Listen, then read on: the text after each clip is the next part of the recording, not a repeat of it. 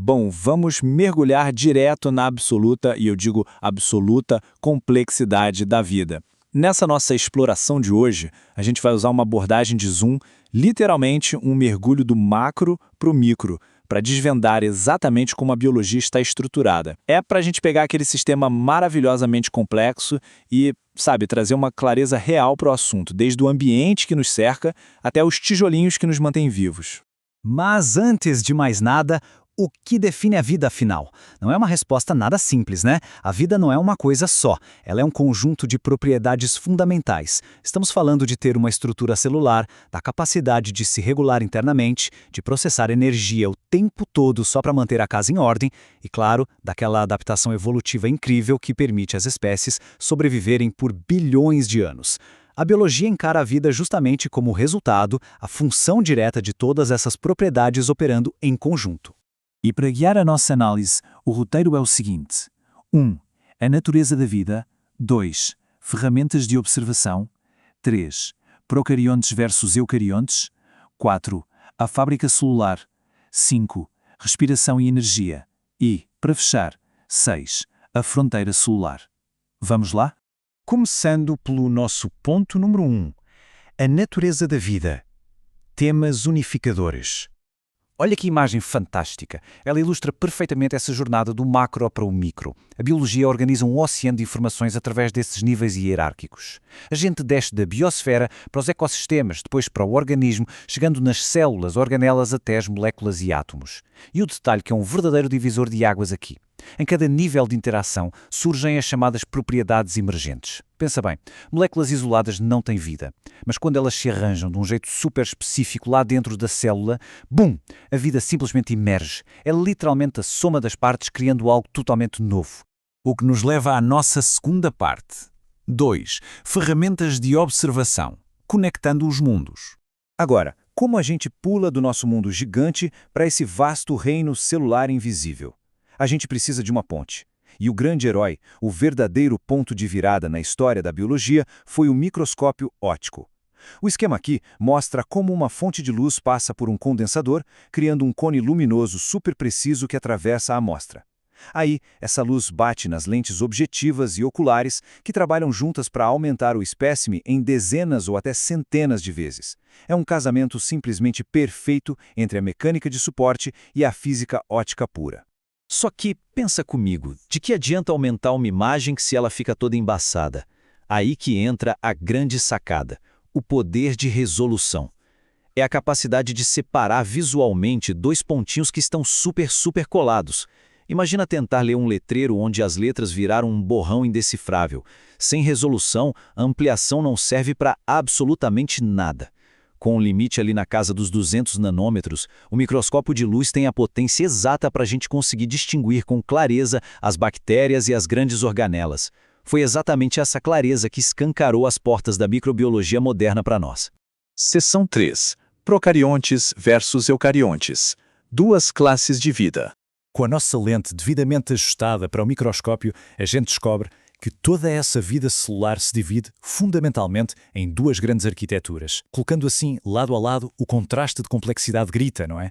De um lado, a gente tem a célula procarionte, que é das bactérias. Ela é bem mais simples, não tem núcleo e o DNA dela fica ali meio solto numa região que chamamos de nucleoide. Do outro lado, uau! A célula eucariótica. É uma estrutura riquíssima, super complexa, altamente compartimentalizada, cheia de membranas e com um núcleo muito bem definido que age como um verdadeiro cofre forte para guardar a nossa informação genética. Vamos focar nessa complexidade agora. Ponto 4. A fábrica celular. Complexidade eucariótica. Sabe qual é a melhor forma de visualizar uma célula eucariótica funcionando? Imagina uma fábrica. Uma fábrica frenética, super controlada, lotada de departamentos hiper especializados. O que realmente chama a atenção aqui neste diagrama é essa rede absurda de membranas dobradas que preenche o espaço da célula. Essas dobras criam micro-regiões específicas. E por que isso importa tanto? Porque ao separar fisicamente os espaços, a célula permite que moléculas diferentes executem tarefas super complexas ao mesmo tempo, sem que uma reação atrapalhe a outra ocorrendo logo ao lado. É uma obra-prima da logística celular. Então, traduzindo as partes dessa fábrica para os nossos departamentos, a gente tem um núcleo, que é a diretoria segurando as 7 chaves, o manual de instruções, o nosso DNA. Tem as mitocôndrias, que são, sem sombra de dúvida, as grandes usinas geradoras de força.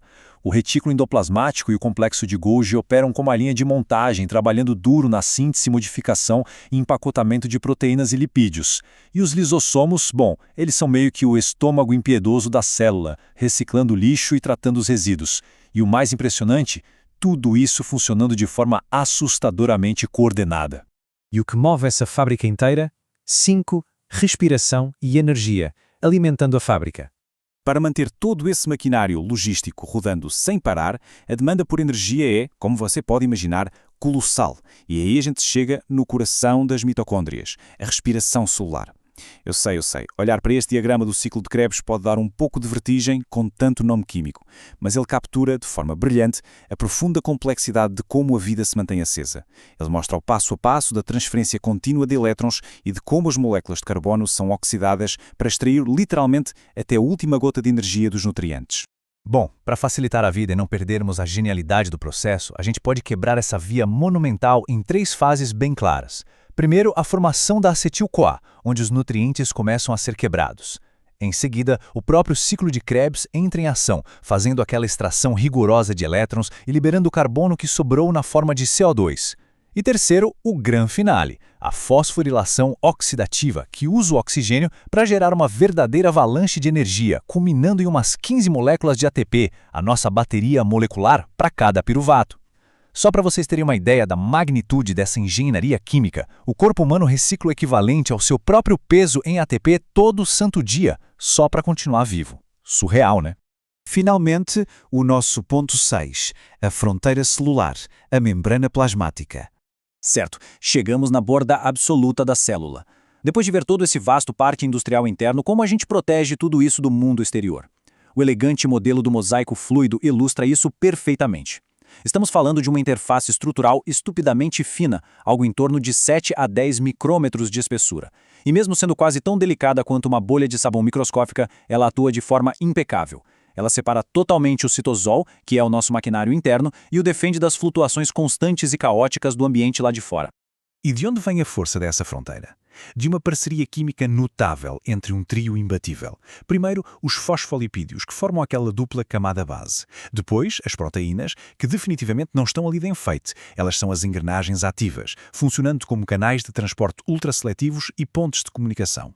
E o colesterol, que fica aninhado ali no meio dos lipídios para garantir que a estrutura não despenque, controlando a fluidez e dando a resistência mecânica exata.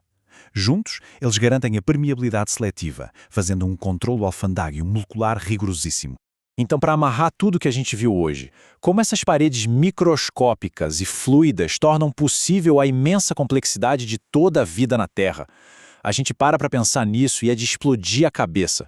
São bordas imperceptíveis a olho nu feitas apenas de lipídios e proteínas agindo em conjunto num oceano fluido.